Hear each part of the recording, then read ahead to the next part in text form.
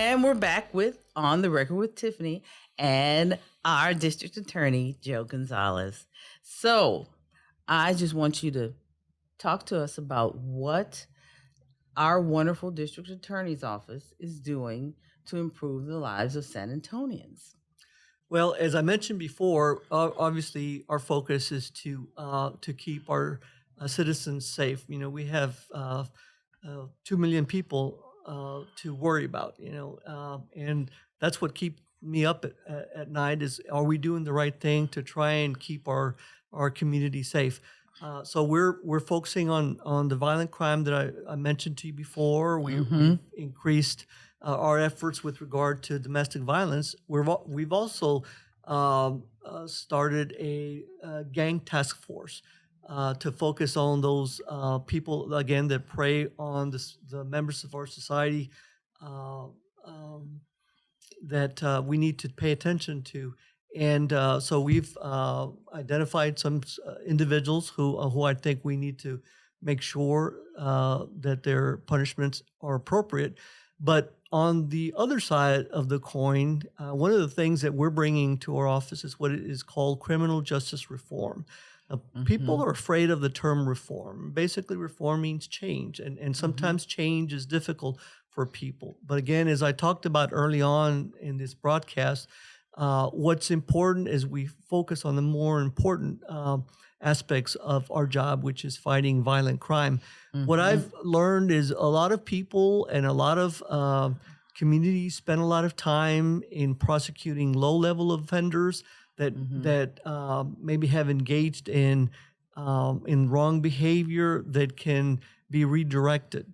And so that was the thought behind a program that we've now enhanced and improved from the prior administration called Cite and Release. So if you'll permit me, Tiffany, I'd like to visit with you about what that's all about. Basically, the concept of Cite and Release is giving the officers on the street the discretion to give someone that they come into contact with, whether it's a motorist or a person on the street, a citation instead of arresting that individual. And that has dual benefit. Number one, it's beneficial for the first-time offender of a nonviolent offense to give him an opportunity to redirect his life and avoid a conviction, for example. But also it helps us as taxpayers because instead of tying up that officer with having to arrest that individual, let's say for a misdemeanor amount of marijuana, he's going to spend the majority of his shift arresting that individual, taking him down to the magistrate's office, where he can be back out on the street patrolling our streets and looking for violent criminals. In addition to that, there is a huge cost benefit in, for example, the 9 months that we've been in operation with our Cite and Release program. Over 2,500 have avoided being arrested and instead have been cited. What that has translated to is a cost of over $1 million to the taxpayers of Bexar County in booking costs. That means because of this program, we have now saved over $1 million in avoiding having to have those people booked and fingerprinted and processed over at the Bexar County Jail. So that's something that benefits us all. And that's part of what, again, we're trying to do. It's a component of what's known as restorative justice. Can you restore someone to the situation he was in before he encountered law enforcement and before he ends up with a conviction that might have a negative effect on his future? If it's someone who goes to college, they might lose their financial aid. If it's someone who has a good job, they might lose that job. I love this concept because they did something like this in Camden, New Jersey. It's a great example of, and with a lot of data behind it, of what you're talking about. They did essentially that and some other things. And it really changed how it wasn't like this concept of defunding the police. This was actually a reallocation of funding. and really looking at how our budgets were being spent, which clearly that tells me that you're thinking about how the budget is being spent, and how we can best take our resources and actually utilize those resources best for the community and get the most out of it. So when that officer no longer has to spend the entire shift booking people, but can spend the rest of the shift doing the work that we really need the officer to do, yes, it's $1 million savings, but it's also like exponentially better for the community, because in Camden, when they did this same thing, their high crimes went down by over 90% because they were able to actually find out what the community was like, and spend more time actually getting to know their areas.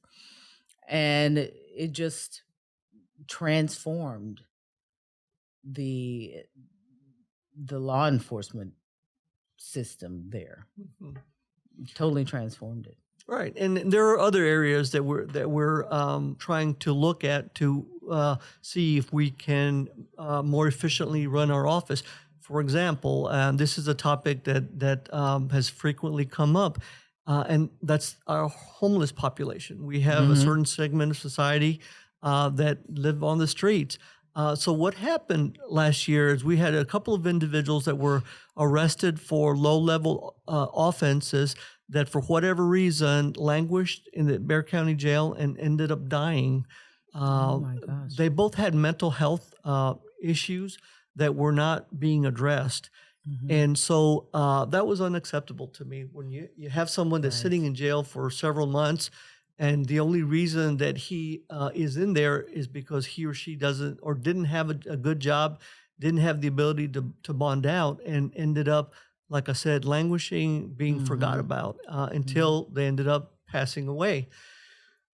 What we determined is that there were just, and I don't believe that this is a huge problem, but there were a handful of people that were being arrested because they were either sleeping on a park bench or sleeping at the end of a parking lot of maybe a restaurant or a convenience store, something like that. And so the officers that are being called on to the scene had to make a decision. I mean, they're law enforcement. The biggest tool they have is to remove the individual by arresting him. Well, that doesn't really solve the problem. If you've got a homeless individual who's got a drug addiction or an alcohol problem, or just basically doesn't have a place to live, what are you solving by arresting that person, having them sit at the jail for, I don't know, 2-3 weeks, and then he may end up getting time served and be back on the street anyway? What this isn't about is tying the hands of law enforcement and telling them not to make arrests when they're appropriate, when they're righteous. Anyone can commit crimes, even members of the homeless society. And if they commit a crime and the officer makes a decision to arrest that individual, then we will review that case when it comes to the magistrate office. And we have done that. We have continued to accept cases where someone who may be homeless assaults a citizen or a patron of a restaurant. They don't have a right to, their rights and liberties end where they are infringing in your rights. And if they accost you, they assault you, they do something that threatens you, then that's an appropriate reason to arrest that individual. And we have prosecuted those individuals. What we were focusing on is just the situation where a member of the homeless population is arrested just to get them off the street or just to get them off of a street corner. Let's see if we can't find a better solution to that. And so I'll tell you that we've partnered with law enforcement. We've partnered with other nonprofit agencies, members of the pretrial services department in the county, to try and come up with some resources. We're trying to improve the mental health unit so that they can get the proper screening. So hopefully we'll be able to find solutions to that problem. And it's something that we have to all work on together. You're exactly right. I mean, mental health is probably a large percentage of what you run into. There's probably a good percentage of people that you run into who are really more in need of a mental health resource than they are law enforcement. Only the problem is that there they are in the, and they're traversing your path, and you have to figure out how to do that. So I commend you for trying to do it, because it's that has been a thorn in the side of American society for like 20 years, ever since when we did trickle down economics. I hate to say this, but this happened during the Reagan era. We were supposed to do halfway houses. There was this initiative for that, and we didn't do it. And we're reaping the benefits still 20 years later. It's more than 20 years, but I don't want to date myself.